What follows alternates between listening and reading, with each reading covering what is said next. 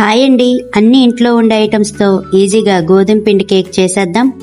ముందుగా stove on చేసి మందపాటి గిన్నె కానీ కుక్కర్ కానీ పెట్టుకుని 10 నిమిషాలు ప్రీ హీట్ చేసుకోండి.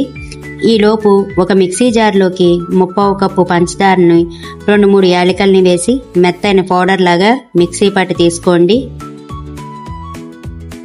ఒక మిక్సింగ్ బౌల్లోకి 1 కప్పు గోధుమ పిండి, మనం మిక్సీ పట్టుకున్న పంచదార పొడి వేసి 2 స్పూన్ల వరకు నూనెను వేసుకుని చిటికెడు ఉప్పు, 1/2 టీ స్పూన్ బేకింగ్ సోడా వేసుకోవాలి. వీటన్నిటిని బాగా కలుపుకోవాలి. ఇప్పుడు 1/2 కప్పు పాలని కొంచెం కొంచెంగా వేసుకుంటూ ఇలా కేక్ బ్యాటర్ లాగా ప్రిపేర్ చేసుకోండి. మన ఇంట్లో ఉండే టీ గ్లాసెస్ని తీసుకుని ఆయిల్ అప్లై చేసి పొడి గోధుమ పిండితో డస్ట్ చేయండి. ఇప్పుడు కేక్ బ్యాటర్ గ్లాసుల్లోకి 1/2 వరకు వేసుకోండి. ఇప్పుడు ప్రీ హీట్ అయిన కుక్కర్లో స్టాండ్ పెట్టుకుని పైన ఒక ప్లేట్ పెట్టుకుని కేక్ బ్యాటర్ వేసుకున్న గ్లాసెస్ని పెట్టుకోవాలి.